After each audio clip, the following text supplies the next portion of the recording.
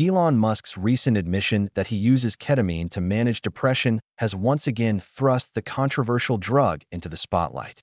While ketamine has been increasingly explored for its potential mental health benefits, it remains a powerful and unpredictable substance with serious risks. Musk's influence, coupled with his casual remarks about using the drug once every other week, risks normalizing a treatment that is far from universally safe. The reality is that ketamine, even when used under medical supervision, carries significant dangers, including dependency, cognitive impairment, and potential long-term neurological damage. What makes this revelation even more concerning is that Musk's endorsement could lead to a surge in self-medication, misuse, and a wider public perception that ketamine is a simple, risk-free solution to depression. Ketamine was originally developed as an anesthetic, primarily used in surgery and veterinary medicine.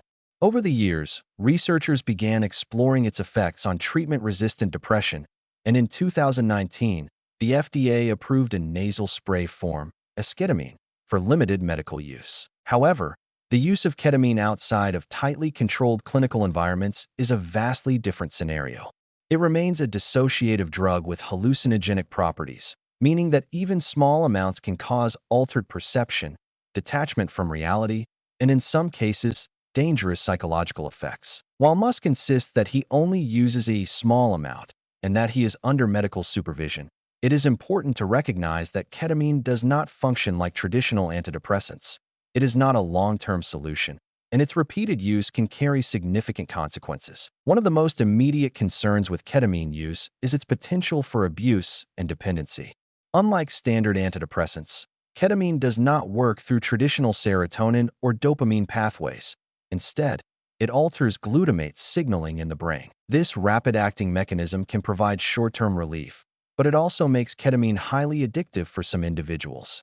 Frequent use can lead to tolerance, meaning that users require higher doses to achieve the same effects.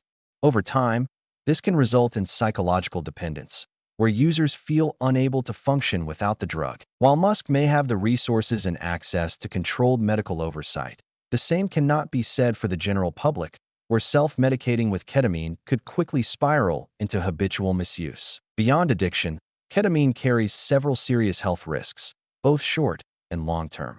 In the immediate aftermath of taking the drug, users can experience dizziness, nausea, confusion, and hallucinations. Higher doses or frequent use can lead to a dissociative state known as the K-hole, where users lose their sense of time, space, and bodily control. This state can be terrifying and, in some cases, can trigger lasting psychiatric symptoms, including paranoia, extreme anxiety, and even psychosis. While Musk claims his use is controlled, there is no guarantee that ketamine will have the same effects every time. Its impact can vary depending on individual brain chemistry, external stressors, and dosage. Long-term ketamine use is associated with even more alarming consequences. Chronic use has been linked to severe bladder and urinary tract problems, known as ketamine bladder syndrome, which can cause extreme pain and even permanent damage. Additionally, research has shown that prolonged ketamine exposure can lead to cognitive impairment, memory loss, and reduced executive function, all of which are critical for decision-making and mental clarity. Given Musk's role as a CEO responsible for multiple billion-dollar companies, the idea that he regularly takes a dissociative drug, even in small amounts, raises valid concerns about the potential effects on his cognitive performance and leadership abilities. Perhaps the most troubling aspect of Musk's admission is the broader influence it may have. As one of the world's most famous and controversial figures, Musk's statements carry weight, especially among his devoted followers. His casual discussion of ketamine use could encourage others to experiment with the drug, believing that if it works for him, it might work for them.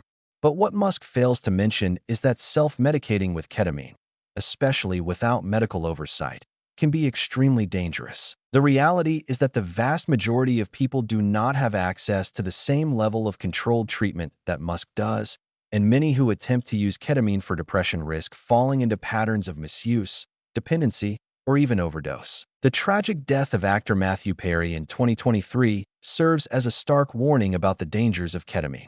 Perry, who had long struggled with substance abuse, died from the acute effects of the drug, highlighting just how lethal ketamine can be when misused. While Musk downplays the risks, real-world cases continue to demonstrate that ketamine is not a harmless antidepressant.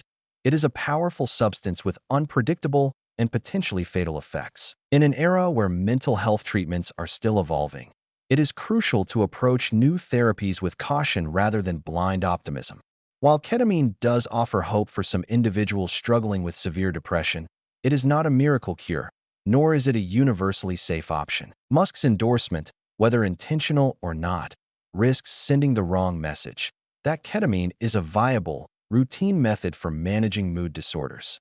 But without a comprehensive understanding of the risks, more people may turn to this drug as a quick fix, only to find themselves facing serious health consequences. The growing trend of using ketamine as a mental health treatment demands greater scrutiny, stricter regulations, and more public awareness of its dangers. Instead of glorifying its use based on the testimony of a billionaire, the focus should be on ensuring that those suffering from depression receive safe, sustainable, and well-researched treatments.